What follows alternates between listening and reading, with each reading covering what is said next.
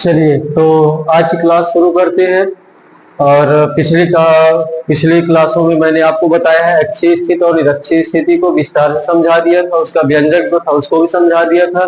आज उसी अक्षीय और निरक्षीय स्थिति में हम अंतर देखते हैं कि ये जो आपकी अक्षीय स्थिति होती है और निरक्षीय स्थिति होती है, इनमें अंतर कौन कौन से है, डिफरेंस कौन कौन से है।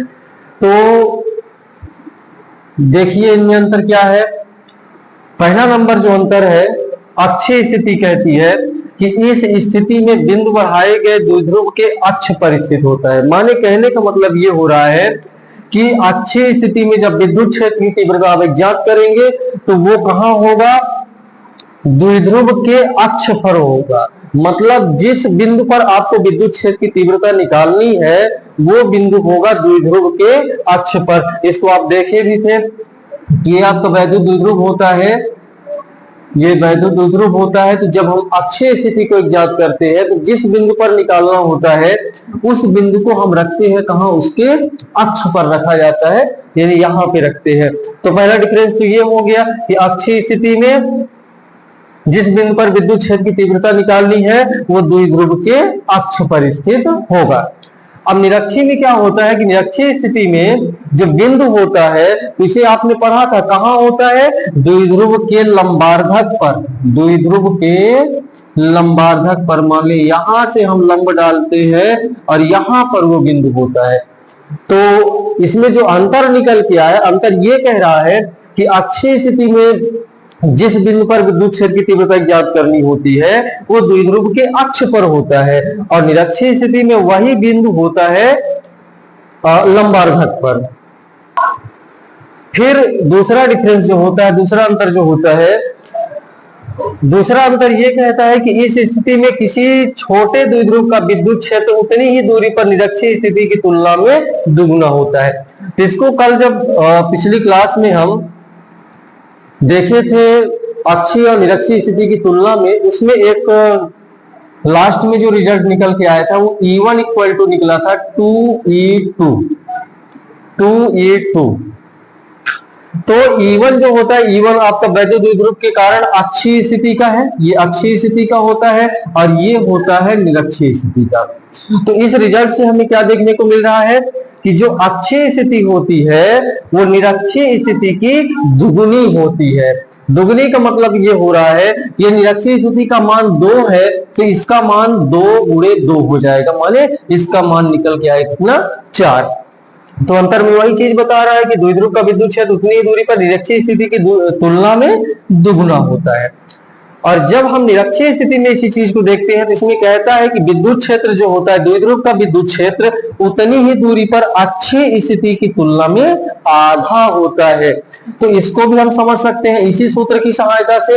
तो इसमें जब आप इस चीज को यहां से पक्षांतरण करेंगे तो ये आ जाएगा कहां, इधर आ जाएगा, तो इधर कितना बचेगा, E2। तो E2 इक्वल टू कितना हुआ, E1 अपॉन 2 हुआ। यानी यहां पर यदि हम E1 की वैल्यू 6 ले ले तो बटे 2 तो कितना हो जाएगा, 3। यानी E1 का मान यदि 3 है, यदि E1 का मान 6 है तो E2 का मान कितना होगा, 3 होगा, माने अक्षीय स्थिति की तुलना में आधा होता है। ये अंतर हो गया। फिर इसमें जो तीसरा अंतर निकल के आया, तो तीसरा अंतर ये कह रहा है कि इस स्थिति में परिणामी विद्युत क्षेत्र की दिशा द्विध्रुव अक्ष के अनुदिश वैद्युत द्विध्रुव आघूर्ण की दिशा में होती है। तो अक्षीय स्थिति का जो व्यंजक था उसमें लास्ट में आप जो परिणामी विद्युत क्षेत्र की तीव्रता निकाले थे वो तीव्रता थी कितनी, E equal to 1/4 pi epsilon 0 2p upon r3, ये चीज निकल के आई थी। तो इसमें जो ये विद्युत क्षेत्र ये E था, इसकी दिशा, क्योंकि ये जो E होता है ये पूरे वैद्युत क्षेत्र वैद्युत द्विध्रुव के कारण होता है, तो इसकी जो दिशा होती है तो वहां आपने ज्ञात किया था क्या चीज, ये वैद्युत द्विध्रुव था आपका AB वैद्युत द्विध्रुव था, इधर प्लस क्यू आवेश था, इधर माइनस क्यू आवेश था। तो इसकी जो दिशा निकली थी E की वो कुछ इस तरीके की थी, वेक्टर AP, यहां पर कोई बिंदु P था, वेक्टर AP के अनुदिश थी, माने ये B से A की ओर थी। तो यहां लिखा हुआ वही चीज है कि द्विध्रुव अक्ष के अनुदिश वैद्युत द्विध्रुव आघूर्ण की दिशा में होती है। ये चीज आपको वैद्युत द्विध्रुव आघूर्ण वाले टॉपिक में समझाया गया था कि आपका जो वैद्युत द्विध्रुव आघूर्ण है वो एक सदिश राशि है और इसकी दिशा जो होती है वो होती है ऋणावेश से धनावेश की ओर। तो आप गौर से देखिए, वैद्युत द्विध्रुव आघूर्ण की दिशा होती है माइनस से प्लस की ओर। तो यहां पर अक्षीय स्थिति में विद्युत क्षेत्र की तीव्रता जो है उसकी दिशा भी इसी प्रकार से है, यानी इधर माइनस है इधर प्लस है, तो माइनस से प्लस की ओर है। यानी वैद्युत द्विध्रुव आघूर्ण की जो दिशा होती है वही अक्षीय स्थिति में विद्युत क्षेत्र की दिशा होती है। अब हम निरक्षीय स्थिति में जब इसी को देखते हैं तो वो क्या कहता है कि आप कल वाले टॉपिक में, पिछली क्लास के टॉपिक में आपने देखा था कि जो परिणामी विद्युत क्षेत्र की दिशा होती है वो द्विध्रुव के अक्ष के समांतर हो जाती है, यानी कुछ ऐसा था वो, उसको भी हम दिखा देते हैं आपको। वो कुछ इस प्रकार से बना हुआ था, यहां पर था बिंदु P, तो आपका जो परिणामी विद्युत क्षेत्र निकला था उसकी दिशा कुछ इस प्रकार से थी, कुछ ऐसी थी, यानी ये धनावेश था ये ऋणावेश था, इसकी दिशा कुछ ऐसी थी। आप इसे गौर से देखें, जो चीज लिखी हुई है कि विद्युत क्षेत्र की दिशा द्विध्रुव अक्ष के समांतर, देखें द्विध्रुव अक्ष ये कहलाता है, इसकी दिशा ये परिणामी तीव्रता E थी, तो इसकी दिशा द्विध्रुव अक्ष की कैसी है, समांतर है। और दूसरी चीज द्विध्रुव आघूर्ण के विपरीत दिशा में होता है। देखिए द्विध्रुव आघूर्ण की दिशा क्या होती है, माइनस से प्लस की ओर, और इसकी दिशा क्या है, प्लस से माइनस की ओर। देखिए तीर का चिन्ह इधर है, यानी प्लस से माइनस की ओर है। तो अक्षीय स्थिति में जो दिशा होती है वो द्विध्रुव आघूर्ण की दिशा में होती है और निरक्षीय स्थिति में वही दिशा द्विध्रुव आघूर्ण के विपरीत होती है। तो चलिए ये हो गया अंतर। अब हम अगले टॉपिक की ओर चलते हैं। तो अगला टॉपिक है अपना, एक समान विद्युत क्षेत्र में रखे वैद्युत द्विध्रुव पर बल युग्म। तो पहले हम एक काम करते हैं, इस टॉपिक का अर्थ समझ लेते हैं क्या होता है। यहां कह रहा है कि विद्युत क्षेत्र में रखे वैद्युत द्विध्रुव, यानी आपको एक वैद्युत द्विध्रुव लेना है और उस वैद्युत द्विध्रुव को रखना है कहां, एक समान विद्युत क्षेत्र में। एक वैद्युत द्विध्रुव लेकर उस वैद्युत द्विध्रुव को आपको रख देना है एक समान विद्युत क्षेत्र में। तो जब एक समान हम विद्युत क्षेत्र में वैद्युत द्विध्रुव को रखेंगे, तो विद्युत क्षेत्र में रखे हैं तो इसका अर्थ ये हो रहा है कि वहां विद्युत क्षेत्र की तीव्रता होगी। तीव्रता का मतलब है कि वहां इन वैद्युत द्विध्रुव के आवेशों के ऊपर बल लगेगा। उसी बल का हमें क्या निकालना है, यहाँ पे व्यंजक, यहाँ पर सूत्र निकालना है कि यदि हम एक वैद्युत द्विध्रुव को एक समान विद्युत क्षेत्र में रख दे तो उसके ऊपर कितना बल लगता है। ये तो हम मान लेते हैं यहाँ पे,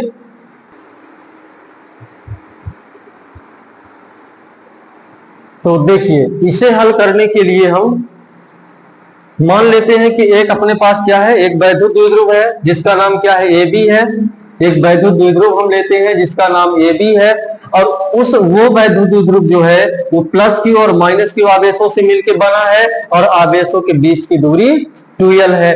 अब इस वैद्युत द्विध्रुव AB को करना क्या है कि आपको एक समान विद्युत क्षेत्र में रखना है। एक ऐसा विद्युत क्षेत्र लेना है जो एक समान हो, उस विद्युत क्षेत्र में इस वैद्युत द्विध्रुव AB को रख देना है। लेकिन रखते समय ये सावधानी रखनी है, रखते समय ये ध्यान रखना है वो क्या करे, विद्युत क्षेत्र के साथ थीटा कोण बनाते हुए रखा जाए। यानी आपको एक वैद्युत द्विध्रुव रखना है एक समान क्षेत्र में, लेकिन वो इस प्रकार से रखा रहे कि विद्युत क्षेत्र और उस द्विध्रुव के साथ थीटा कोण बनता हो। तो देखिए क्या होता है, अपना विद्युत क्षेत्र कैसा, एक समान विद्युत क्षेत्र है। और विद्युत बल रेखाओं गुण में मैंने आपको बताया था कि एक समान विद्युत क्षेत्र में जो विद्युत बल रेखाएं होती है, जो बल रेखाएं होती हैं, वो होती है कैसी, समांतर। तो देखिए ये एक समान विद्युत क्षेत्र है। हमको कैसे पता चला, क्योंकि इसकी बल रेखाएं समांतर हैं। अब आपको इसी विद्युत क्षेत्र में, मान लीजिए इस विद्युत क्षेत्र का मान कितना है, E है। इसी विद्युत क्षेत्र में हमें इस विद्युत क्षेत्र में हमें एक वैद्युत द्विध्रुव रखना है, जो कौन सा है, ए बी। अब उस ए बी को रखना क्या है, यहां देखिए, यहां लिखा हुआ है कि वैद्युत द्विध्रुव को ई में रखना है, कैसे, थीटा कोण बनाते हुए। तो चलिए हम रख देते हैं वैद्युत द्विध्रुव को। तो क्षेत्र के साथ वो थीटा कोण बनाए, तो मान लीजिए ये अपना एक वैद्युत द्विध्रुव हो गया, ये अपना वैद्युत द्विध्रुव हुआ।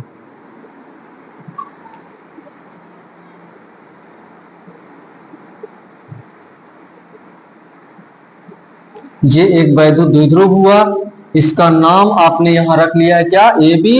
तो इस वैद्युत द्विध्रुव का नाम है ए बी। आवेश जो है वो प्लस क्यू है ये, और ये है माइनस क्यू आवेश। इनके बीच की जो दूरी है, आवेशों के बीच की जो दूरी मानी गई है, वो मानी गई है कितनी, 2l। चलिए ये भी हो गया। तो देखें, हमारे पास एक ए बी वैद्युत द्विध्रुव था, उसे हम रखे एक समान विद्युत क्षेत्र में। तो रखते समय मैंने क्या ध्यान दिया है, तो उनके बीच का जो ये कोण बन रहा है, क्योंकि देखिए ये है विद्युत क्षेत्र की दिशा, ये है वैद्युत द्विध्रुव, तो इन दोनों के बीच में ये जो कोण बन रहा है, तो कितना मान लिया जाए, थीटा। यानी आपको रखना है जब, तो ये ध्यान रखना है कि कुछ ये द्विध्रुव और क्षेत्र के साथ कुछ न कुछ कोण बनना चाहिए। तो मान लिया कि जो यहाँ कोण बना है वो कितना है, थीटा डिग्री है। अब हम इसकी आगे की बात करते हैं। तो देखिए, जब आप इस वैद्युत द्विध्रुव को यहां रखेंगे एक समान विद्युत क्षेत्र में, तो होगा क्या, होगा ये कि ये जो विद्युत क्षेत्र है, इन आवेशों पर बल लगाएगा। जो वैद्युत द्विध्रुव हो, ये विद्युत क्षेत्र होता है, वो इन आवेशों पर माइनस क्यू और प्लस क्यू पर बल लगाता है। तो ये जो ए बी है, ये जो प्लस क्यू आवेश है, बिंदु ए पर जो रखा हुआ है प्लस क्यू आवेश, इस प्लस क्यू आवेश में ये विद्युत क्षेत्र बल लगाता है इस दिशा में। अब कितना बल लगाता है, तो विद्युत क्षेत्र की तीव्रता का एक सूत्र होता है, क्या चीज, E = F/Q होता है। तो यहां से देख लें, तो F = कितना हो जाएगा, Q और E, पक्षांतरण कर देंगे Q को, तो इधर आ जाएगा। यानी विद्युत क्षेत्र जो बल लगा रहा, उसका मान होगा कितना, QE। अब देखिए यहां पर अपना आवेश Q है, विद्युत क्षेत्र E है, तो यही सूत्र यहां भी लागू हो जाएगा। अलग से हमें चुकी जाएगी, यहाँ आवेश अलग होते तो यहाँ हमको आवेश बदलना पड़ता, लेकिन सूत्र में और इसमें एक ही चीज है, तो हम इसी को लिख लेते हैं। तो इस सूत्र की सहायता से हम निकाल लेते हैं कि ये जो विद्युत क्षेत्र है, ये धनावेश पर कितना बल लगाएगा। तो कितना बल लगा रहा था, F = QE। तो चलिए देखिए, ये बल लगा दिया उसके ऊपर QE। कौन सी दिशा है ये है विद्युत क्षेत्र की दिशा। देखें, इसकी जो दिशा है वो कैसी है, विद्युत क्षेत्र की दिशा में लगा रहा है। अब दूसरी बात, ये माइनस है, ये ऋणावेश होता है, तो ऋणावेश पर भी बल लगेगा। तो देखना है कि ऋणावेश पर कितना बल लगेगा। तो देखें, इसका भी आवेश वही है, आवेश सेम है, बराबर है, ये भी ई तीव्रता के विद्युत क्षेत्र में रखा हुआ है, तो इसके ऊपर लगने वाला बल भी QE ही होगा। और ये कहां होगा, ऋणावेश है, तो विद्युत क्षेत्र के विपरीत दिशा में। देखिए, विद्युत क्षेत्र की दिशा उधर है, तो माइनस Q पर लगने वाला बल उसके विपरीत होगा। तो ये हो गया QE। तो मैंने क्या देखा, हमने देखा ये कि ये जो विद्युत क्षेत्र होता है, वो प्लस क्यू आवेश के ऊपर विद्युत क्षेत्र की दिशा में एक बल लगाता है QE, और ये जो माइनस क्यू के ऊपर ये विद्युत क्षेत्र बल लगाता है किधर, विद्युत क्षेत्र के विपरीत दिशा में। हाँ, अब देखें, अब हम देखते हैं कि जो ये वाला बल है QE और ये वाला बल QE, दोनों कैसे हैं, बराबर हैं। इनके परिमाण क्या है, बराबर है। यानी दोनों बल कैसे हैं, दोनों बल के परिमाण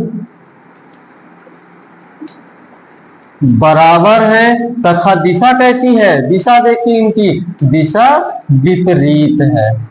देखिए, QE, पहले आवेश पर लगने वाला बल QE, दूसरे पर भी QE लग रहा है, और इनका जब QE और QE यानी दोनों के ऊपर लगने वाला बल बराबर है। अंतर क्या है कि इसकी जो दिशा है वो विद्युत क्षेत्र की दिशा में है और इसकी दिशा विद्युत क्षेत्र के विपरीत है, अपोजिट है, यानी इन दोनों पर लगने वाले बल की दिशा विपरीत है। तो अब शायद आपके दिमाग में आ रहा होगा कि जब ये विपरीत दिशा में है, परिमाण समान है, तो ये निरस्त हो जाएंगे, ये निरस्त हो जाएंगे, क्योंकि आपको सदिश में बताया गया कि यदि दो सदिशों के परिमाण बराबर है और वो विपरीत दिशा में कार्य कर रहे हैं तो वो निरस्त हो जाते हैं। लेकिन यहाँ एक सावधानी रखनी पड़ेगी आपको, निरस्त तब होते हैं जब वो एक ही रेखा में काम करें।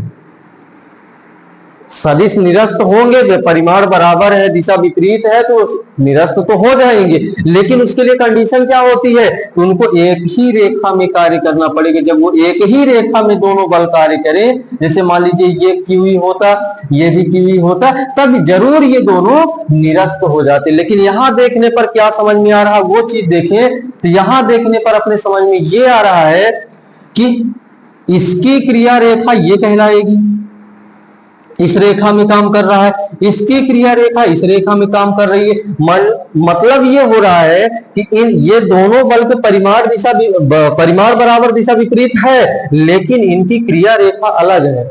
इसकी क्रिया रेखा ये है और इसकी क्रिया रेखा ये है, दोनों रेखाएं अलग है। तब इस स्थिति में ये निरस्त नहीं होगा, इस स्थिति में ये निरस्त नहीं होगा। ये निरस्त तभी होता जब इसी रेखा में ये वाला QE भी काम करता या इसी रेखा में ये वाला QE काम करता, तब दोनों जरूर निरस्त हो सकते थे। लेकिन यहां क्रिया रेखा उनकी अलग अलग है, तो वो निरस्त नहीं होंगे। तो अब हम बात करते हैं इसमें, देखें इनकी क्रिया रेखा अलग अलग है, तो ये क्या कर रहे हैं, एक बलयुग्म का निर्माण कर रहे हैं, एक बलयुग्म बना रहे हैं। ये बलयुग्म, बलयुग्म, युग्म का मतलब तो आपको पता है, युग्म का मतलब होता है क्या, जोड़ा। तो बलों का जोड़ा बना रहे, एक बल ये हो गया, एक बल ये हो गया, ये दोनों क्या कर रहे हैं, इस द्विध्रुव पर एक बलों का जोड़ा बना रहे। अब देखिए ये बलयुग्म करेगा क्या, ये बलयुग्म करता क्या है कि ये वाला बल उधर लग रहा है तो वो उसको इधर ले जाने की कोशिश करेगा, और ये वाला बल इधर लग रहा है तो इधर ले जाने की कोशिश करेगा। मतलब इसको आप ऐसे समझ सकते हैं कि ये एक वैद्युत द्विध्रुव ऐसे रखा हुआ है। अब इस चित्र में आप समझेंगे तो देखें, ये इसके ऊपर एक बल लग रहा है जो उसको उधर ले जा रहा है, इसके ऊपर एक बल लग रहा है जो इसको इधर ले जा रहा है। तो जब ये दोनों ऐसा लेके चले जाएंगे तो अपना द्विध्रुव कैसा हो जाएगा, अपना द्विध्रुव हो जाएगा विद्युत क्षेत्र के समांतर। जब इनके सिरों पर दो बल विपरीत दिशा में कार्य कर रहे हैं, ये दोनों बल क्या करेंगे कि इस द्विध्रुव को घुमाकर क्या विद्युत क्षेत्र के समांतर लाने का प्रयास करेंगे। तो इस बलयुग्म का नाम क्या पड़ेगा, जिस बलयुग्म के कारण द्विध्रुव को विद्युत क्षेत्र के समांतर लाने का प्रयास किया जाता है, उस बलयुग्म को बोला जाता है क्या चीज, प्रत्यानयन बलयुग्म, प्रत्यानयन बलयुग्म। तो ये बलयुग्म कहलाया क्या, आपका प्रत्यानयन बलयुग्म। अब हम क्या करते हैं कि इस प्रत्यानयन बलयुग्म का आघूर्ण ज्ञात कर लेते हैं। तो देखें, तब प्रत्यानयन बलयुग्म आघूर्ण इक्वल टू क्या होता है, बल आघूर्ण का सूत्र तो आपको पता होगा, नहीं पता है तो हम बता देते हैं, एक बल गुणे बलों के बीच की लंबवत दूरी। ये जो प्रत्यानयन बल लग रहा था, इसका जो आघूर्ण होता है उसका सूत्र होगा एक बल गुणे बलों के बीच की दूरी। चले तो अब यहां हल करते हैं। तो देखिए बलयुग्म आघूर्ण को प्रदर्शित करते हैं किससे, टाउ से। ये एक शब्द होता है, ये होता है एक संकेत टाउ का, टाउ से हम प्रदर्शित करते हैं। तो बलयुग्म आघूर्ण को हम लिख लेंगे टाउ, टाउ इक्वल टू क्या कह रहा है, एक बल। देखें बलयुग्म है, दो बल लगेंगे, इनमें से आपको कौन सा एक बल, कोई भी एक बल आप ले लो क्योंकि इनका परिमाण बराबर है। तो एक बल हो गया कितना आपका, QE इंटू बलों के बीच की लंबवत दूरी। तो बलों के बीच की लंबवत दूरी मतलब 2L, नहीं यही तो गलती हो रही है, 2L कहां से होगा भाई, क्या इनके बीच का एंगल 90 डिग्री का बन रहा है? इन दोनों बलों के, ये जो आपका बल है, एक बार इसको मिटाकर हम फिर से बना देते हैं चित्र को। देखें, यहां जो अपना बल युग्म है,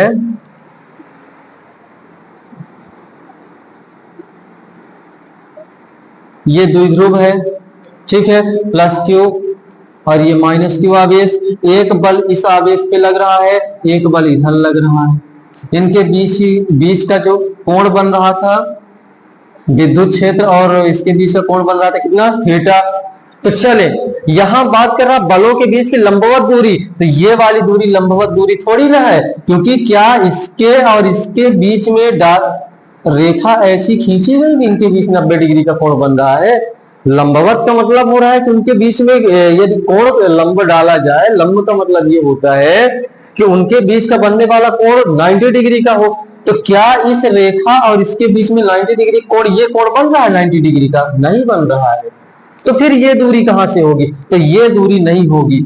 इनके बीच की जो लंबवत दूरी होगी वो होगी कुछ ऐसा।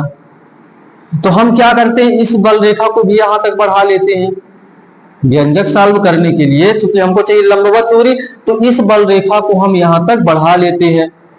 हाँ, अब ये जो दूरी कहलाएगी, ये वाली जो दूरी है, यही होगी कौन सी? बलों के बीच की लंबवत दूरी। चलो, तो इसका कुछ नाम रख लेते हैं। इसका नाम था क्या? A B. इसका नाम रख लो आप, सी रख लो, सी रख लेते हैं। तो हम क्या करते हैं, बलों के बीच की लंबवत दूरी को मान लेते हैं कितना? सी। ए सी। देखें, ये बलों के बीच की लंबवत दूरी कितनी हो गई? AC हो गई। अब हम क्या करते हैं कि AC की वैल्यू पता करते हैं। तो देखें, ये वाली जो दूरी थी वो कितनी थी? 2L थी, 2L थी। आप गौर से देखेंगे तो ये एक समकोण त्रिभुज बन के तैयार हो गया। इस समकोण त्रिभुज में आपके पास ये जो भुजा है वो कर्ण है, और कर्ण का मान कितना दिया गया है? देखिए, कर्ण का मान दिया गया है कितना? 2L है। ये कर्ण होगा, इसका मान 2L है। ये वाली जो रेखा है, इसको हम, ये क्या चीज है? लंब है। इसी का मान हमको निकालना है। तो हम एक काम करते हैं, इसमें उपयोग कर लेते हैं त्रिकोणमितीय अनुपात का। त्रिकोणमितीय अनुपात मतलब प्रमुख अनुपात जो होते हैं वो होता है साइन, अब साइन होता है, कॉस होता है और टैन होता है। इन्हीं में से किसी एक का उपयोग हम कर लेते हैं। तो अपने को AC, यानी आपका ये जो लंब है, क्योंकि हमको चाहिए क्या? AC चाहिए, और यहां पर AC कौन है? लंब है, और उसी की हमें वैल्यू निकालनी है। तो देखिए, हमें कौन सा उपयोग करना चाहिए? साइन, कॉस, टैन में से किसका उपयोग करना चाहिए? कर्ण है और लंब है, तो इनमें से हम उसी का उपयोग करेंगे जिसके सूत्र में लंब और कर्ण रहेंगे। तो आपको पता है साइन का ही सूत्र होता है लंब बटे कर्ण। काश का तो क्या हो जाएगा? आधार बटे कर्ण हो जाता है, आधार बटे कर्ण होता है। टैन का होता है लंब बटे आधार होता है। तो हम उपयोग किसका कर लेंगे? लंब बटे कर्ण का, क्योंकि अपने पास कर्ण दिया है, लंब हम आराम से निकाल लेंगे। तो चलिए देखते हैं। तो हम यहां लिख सकते हैं, अतः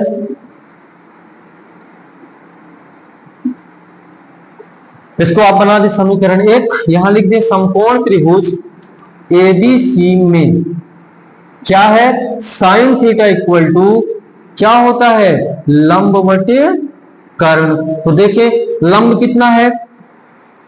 लंब है आपका AC, ये हो गया AC, बटे कर्ण कितना है? कर्ण है AB। तो हम यहां कर लेते हैं क्या? AB हो गया। तो चले, अब हम क्या करते हैं, इन AC और AB की यहां से निकाल के चित्र में देख करके उनका हम मान रख देते हैं। तो चलिए, अब हम AC और AB किया, यहां जो भी मान होगा तो उसको रख लेते हैं। तो लिखेंगे हम साइन थीटा इक्वल टू, देखें लंब कितना है? AC है, तो AC तो हमें एक जांच ही करना है, इसको AC लिखा रहने दे, AC इसको लिखा रहने दे। AB ए बी कितना है 12, तो आप यहां रख ले क्या 12। अब इसको सॉल्व करके यदि हम वैल्यू निकाले तो एसी की वैल्यू, एसी का मान कितना निकलेगा, ये पक्षांतरण होके चला जाए, कितना हो जाएगा 2l sin थीटा। एसी का जो मान आया वो कितना आ गया 2l sin थीटा। अब क्या करें, ये जो आपका एसी का मान यहाँ आया है इतना, इस एसी का मान को आप रख दे कहा समीकरण 1 में। तो यहां आप कर सकते हैं समीकरण 1 में एसी का मान रखने का। चले तो रख दे, तो क्या होगा tau equal to Q into AC, AC की जगह पर क्या आ जाएगा 2l sin थीटा। तो टाउ इक्वल टू क्या हो जाएगा, सबको इनको मिला देंगे तो 2qle sin थीटा, हम इनका इनमें गुणा कर दिए हैं तो QE 2l sin थीटा, सबको हम विधिवत रख देते हैं। अब हाँ, यहां पर अब आप अपनी थोड़ा सा दिमाग उपयोग करेंगे कि हम यहाँ 2ql फिर से बना लिए, हमारे पास 2l था, q था, अलग अलग ये रखे थे, हम मिला करके इनको फिर से बना लिए हैं, क्योंकि हमें पता है कि एक मान होता है किसका मान होता है वैद्युत द्विध्रुव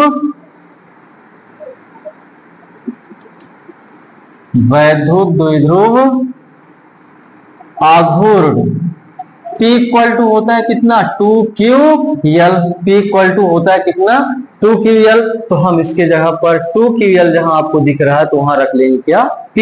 तो चलिए रख देते हैं, तो टाउ इक्वल टू हो जाएगा P, 2ql की जगह पर इसकी जगह पर क्या आ गया P, फिर ये E sin theta, P E sin theta, ये लीजिए